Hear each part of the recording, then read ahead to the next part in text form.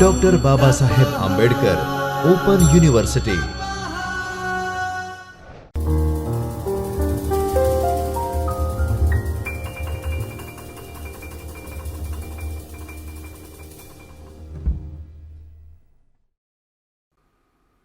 Hello friends, welcome to this MA program of Dr. Babasaheb Ambedkar Open University. I am Dr. Divya Shah, an Assistant Professor of English at Babasaheb Ambedkar Open University. I welcome you all for today's session, and today in this lecture we are going to discuss the paper British Novel, where we will discuss the text A Portrait of the Artist as a Young Man by James Joyce. Now, James Joyce is an important name of history of English literature and one of the influential figure of modern age, along with many such names such as Virginia Woolf, T.S. Eliot, Ezra Pound, Joseph Conrad, W.B. Yeats, Dorothy Richardson, Franz Kafka, William Faulkner, Ford Madox Ford, Hilda Doolittle, Zora Hurston, Gertrude Stein, and the list is so long, friends, that we can't include all the names here. But before we talk about James Joyce and his work and his life, it is very important to understand this age that he belongs to, that is the modern age.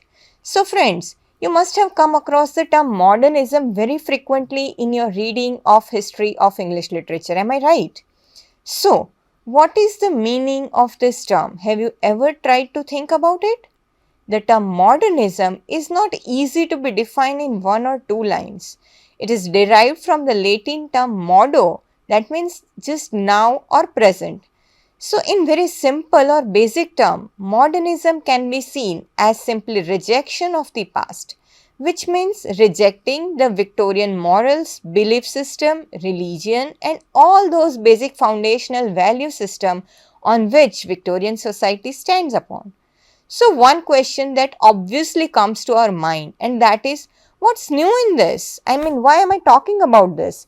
Because we have already studied various isms previously also, right? For example, Romanticism, and it used to reject all the notions of Neoclassicism which was previous.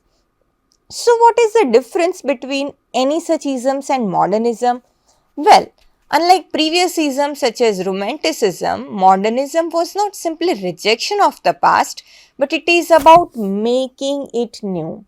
So famously known as modernist entrepreneur, Ezra Pound has coined this famous term, making it new, right, which is at the very heart of modernism, you can say.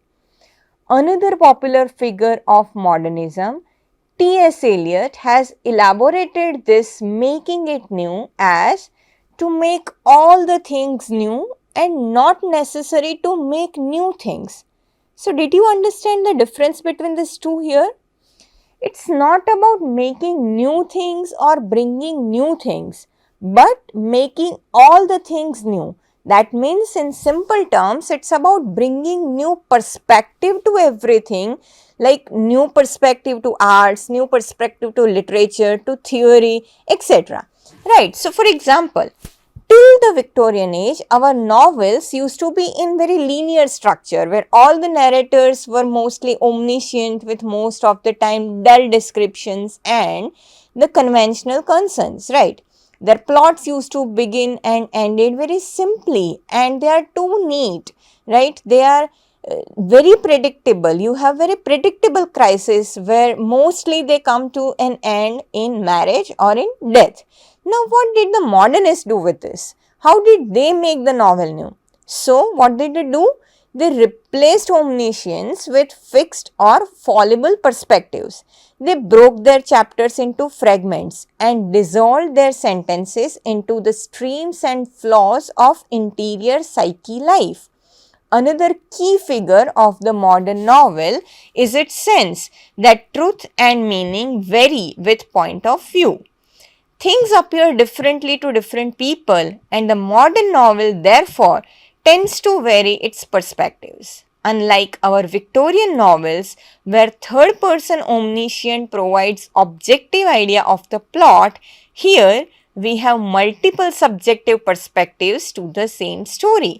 For example, if you take William Faulkner's famous novel Sound and Fury, then in this novel you have four different perspectives to tell the complete story of the Compson family. So now you have understood what do I mean by making it new. As I have already told that there is not one definition to the term modernism. So here I have some definitions of this term modernism. J. A. Cudden, in his Dictionary of Literary Terms and Literary Theory, defines this term as, and I put into quote, a comprehensive but vague term for a movement or tendency which began to get underway in closing years of the 19th century and which has had a wide influence internationally during much of the 20th century, and I unquote.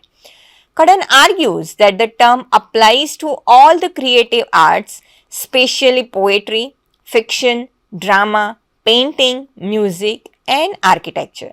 Similarly, if you see M.H. Abraham in his Glossary of Literary Terms, then he refers to this term as that identifies distinctive features in the subject, form, concept, and styles of literature and the other art during the early 20th century and specifically after First World War.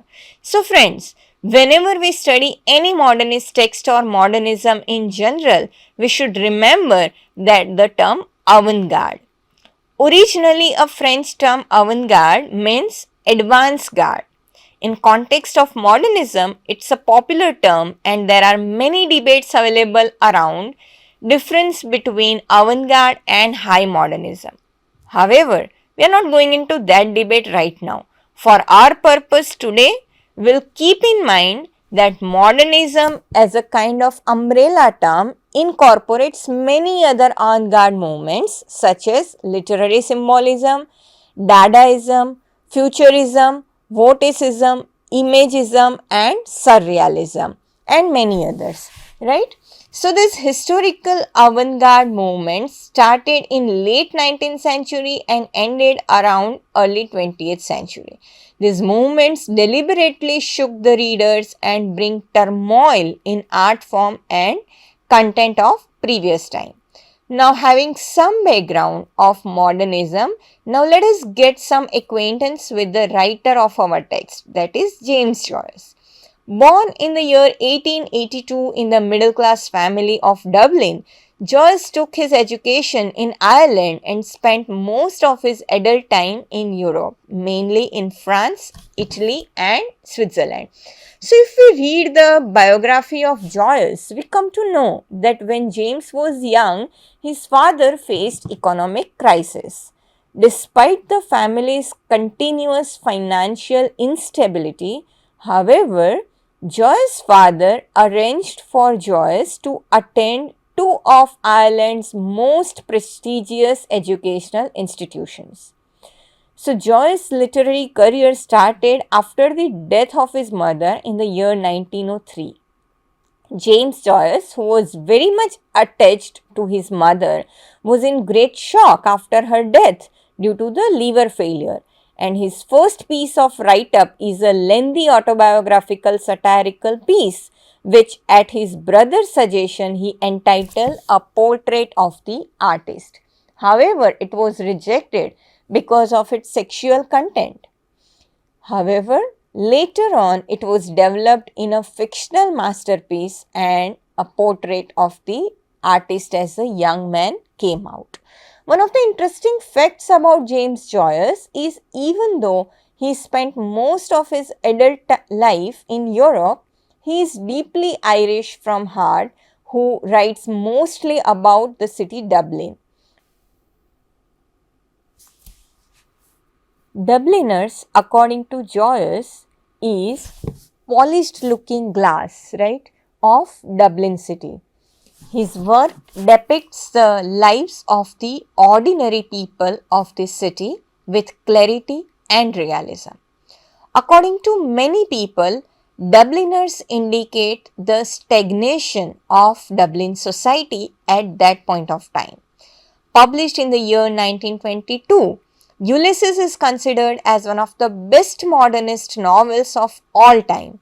The character and the narrative of the novel has parallel in ancient Greek story of Homer's Odysseus, where Leopard Bloom becomes Homer's Odysseus, right? So, which is a Roman name of Ulysses, so Odysseus and Ulysses. Stephen Douglas becomes Telemachus, the son of Odysseus, and Molly Bloom becomes Penelope, that is the wife of Odysseus. The novel, that is about 18 and a half hours totally, which starts on 16th of June 2004. Now this date, 16 June, become very popular in the history of English literature, that it has been celebrated worldwide as Bloomsday.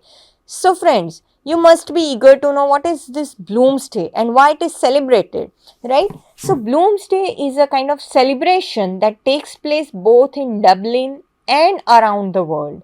It celebrates that is Thursday 16th June 1904, which is the day depicted in the James Joyce novel Ulysses. The day is named after Leopard Bloom. That is why it's Bloomsday.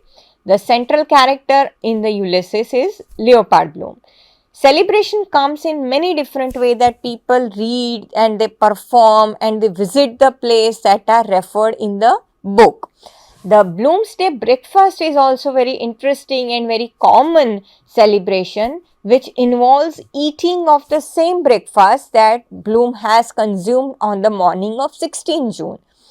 So, it's interesting to know that Joyce is so popular figure across the world.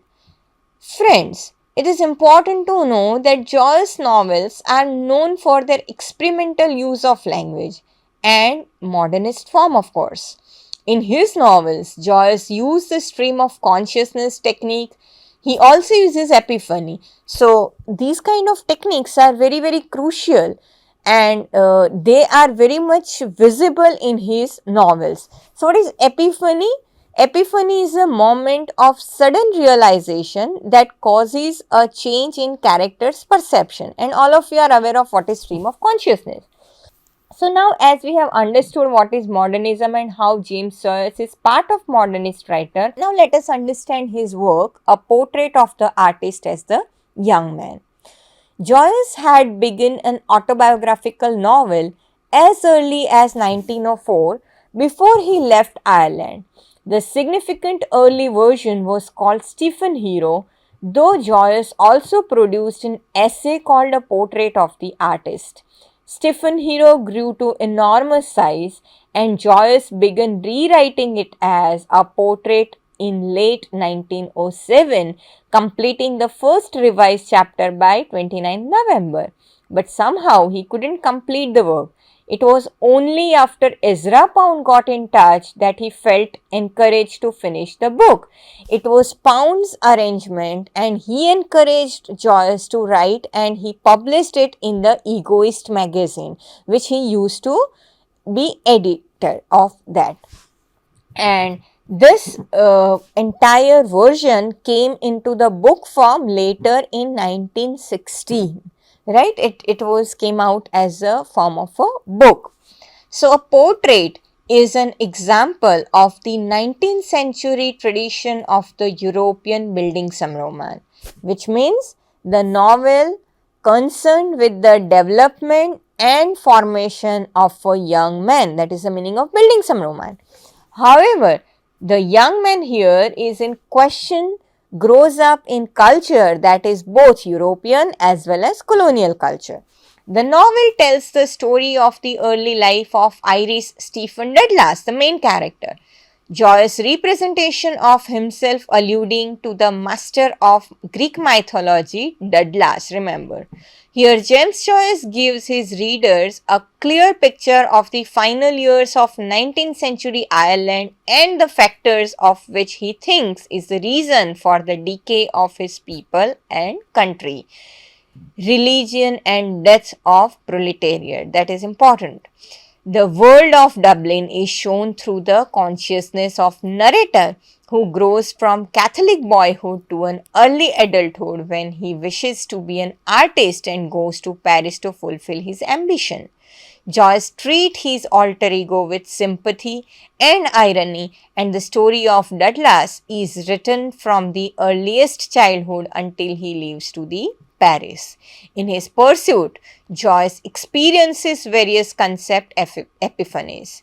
So friends, as we know that modernist novels don't have linear plot or story, so this novel is also difficult to discuss if we just focuses the plot as we used to do with the previous novels. So here the language and the way novel opens up at two worlds simultaneously is important.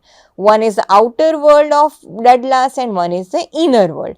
The novel is divided into 5 chapters. In the first chapter of the novel, we see Stephen as a child, and we as a reader are completely integrated into his childish world. Douglas is hardly able to put together all his thoughts. Stephen is a young boy, probably 5-year-old. He is one of the younger students at Congover's Wood College for boys. As it is an autobiographical fiction, we find many similarities with the actual life of Joyce, right? This chapter reminds us of Joyce's own experience at a Jesuit boarding school for boys at Clongwood Wood College. The first chapter consists of 4 parts. First is Stephen's infancy. Sudden skipping the years, Stephen is at school, on playground, in classroom, in dormitory and infirmary. The third part finds him back at home for the Christmas dinner, an important issue. Later he is back on the playground and refectory, and he goes to the rector's study with a complaint against Father Dolan. Hence, this initial chapter introduces to the major forces that shape Stephen Irish nationalism, Catholicism, and his incredible sensitivity. In the second chapter, Stephen is a few years older. It tells us about the period of transition from late childhood to the teenager years of Stephen. Adolescence is a conflicted time for Stephen, an extremely important time as well. He is now at Belvedere College. He has started to become interested in literature and romanticizes his life based on what he reads. He tries to write a poem to the girl he loves, but he does not succeed. The adolescent Stephen in chapter 2 is more independent. His rejection of the church becomes predictable here for the first time. An essay and right here in this chapter. Chapter 3 deals with the result of Stephen's first rebellion against Catholic values. Stephen becomes aware of his sexuality. This sets him against church and state, specifically against Victorian English gentile ideology and Catholic morality. This chapter ends with what appears to be another victory over repressive forces as Stephen visits a prostitute. He experiences his sexual life and tries to understand the idea of desire for the first time when he visits a church and listens to Father Arnold's sermon about sin and damnation. They affect Stephen deeply. The third chapter is concerned with the specifics of late 19th century Irish Catholicism represented by the Institute of Church. Catholicism offers an elaborated, complex, weighty, cumulative system of thought to Stephen, and Stephen now dedicates his life to God. The fourth chapter records a great turning point in Douglas's spiritual life. His father makes plans for Stephen, who is 16, to enter the university. Walking along the seashore one afternoon, thinking about poetry, Stephen sees a young woman bathing. They stare at each other but do not speak. Stephen takes this as a spiritual omen and he decides to dedicate his life to the art. The fifth chapter is the lengthy chronicle of Stephen's rebellion. Stephen is at university now. He is lazy about classes but passionate about his art and aesthetic theory. He refuses to sign a political petition, thus trying to set himself apart from the concerns of his country's politics and religion. Talking to his close friend Carly, Stephen announces that he has decided to leave Ireland for Europe to pursue his artistic vocation. The novel closes with him making plans to leave for the continent. The novel ends with an emphasis on intellect and on the emergence of Irish modernity in the figure of a young Dublin intellectual of Catholic stock.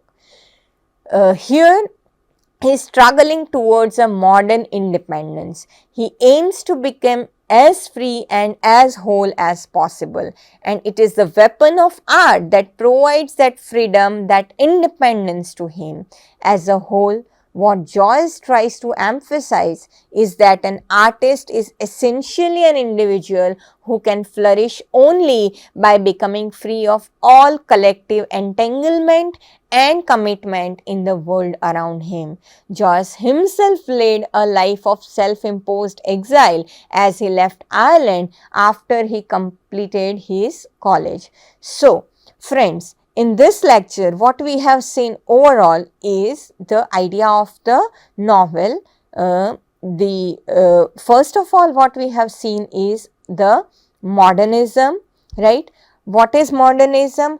What are the traits of modernism and how they are affecting the various literatures? For example, how they are affecting the idea of novel. So, the traits of modernist novel. Then we also looked at the James Joyce and his overall work, and then we tried to look at the autobiographical novel of James Joyce, that is the portrait of the artist as a young man.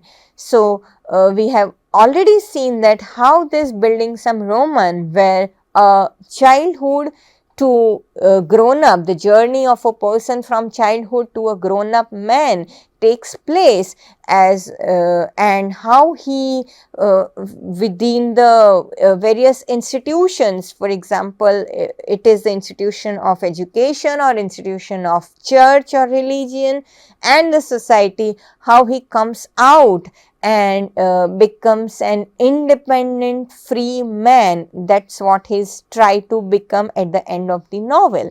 So this was a journey of the person, artist, right? And how art as a tool provides that liberty, and how art is providing the freedom to the man as an individual. So with this, I end my lecture. I hope you guys have enjoyed it. Thank you so much. We will see you in the next session. Thank you.